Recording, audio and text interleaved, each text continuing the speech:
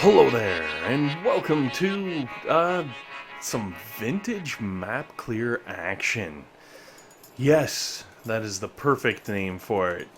And actually, it's kind of ironic that we're starting with espresso. I'm assuming like espresso, but espresso. Because I just pounded back a Starbucks coffee, and I tell you, I'm good and wired now. Uh, Yeah, let's do this. Okay, so the reason that I am bringing you some old school, vintage, like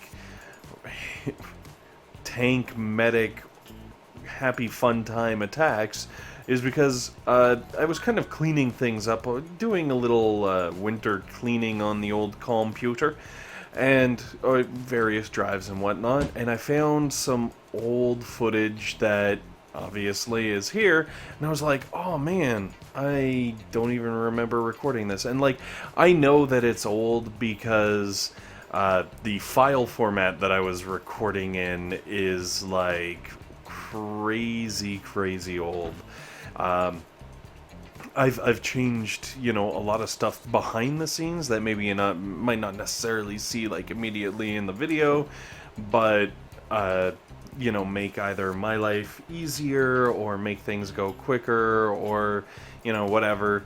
And uh, seeing this old school file format, I was like, holy smokes, this must be old. So I loaded her up just to see kind of what was on here and what was going on, and sure enough, this is an old school map clear. Maybe, well, yeah, actually, you know what? It would have been probably like a full map clear. Just a few random bases off of the top of it, because if I were to try doing the whole thing, it would just take forever.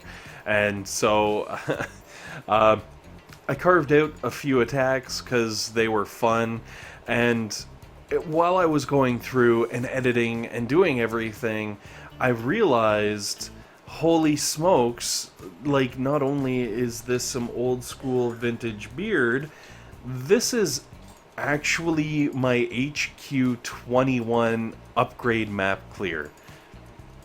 I think that makes sense.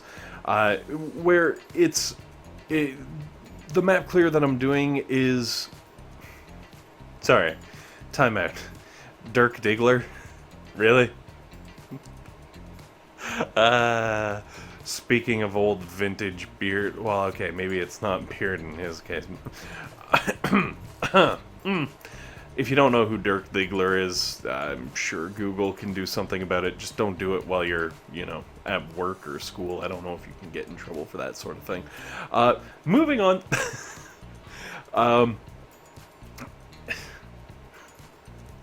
Sorry, I need a moment. Okay.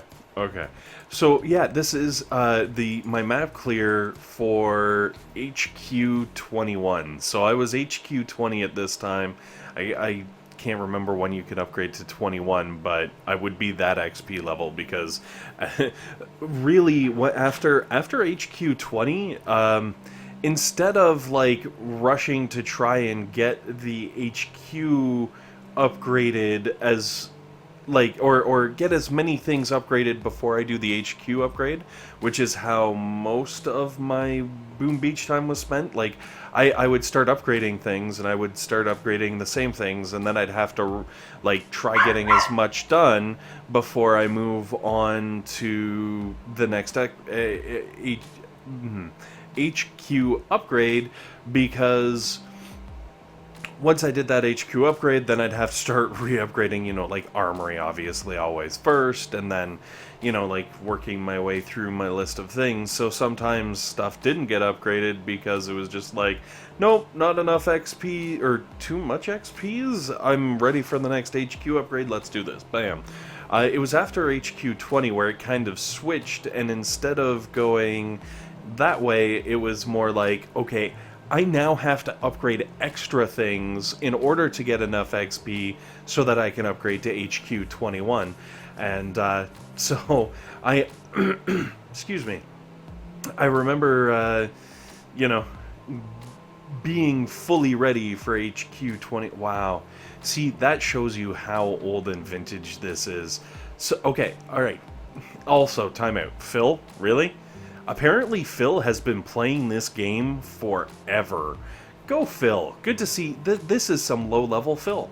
That's awesome. Alright. Sorry. I couldn't help myself. I've totally lost what I was yammering about. Sorry. Alright. Apparently I need some more of that Starbucks. Yeah, because I was struggling to get the XP so that I could move to HQ21, I know that I had a lot of bases already preloaded. I had some whales lined up because by this time I had already stopped upgrading my defenses, like 4 HQ levels previously. Like, you know, I gave up on them because I went obviously way more offensive.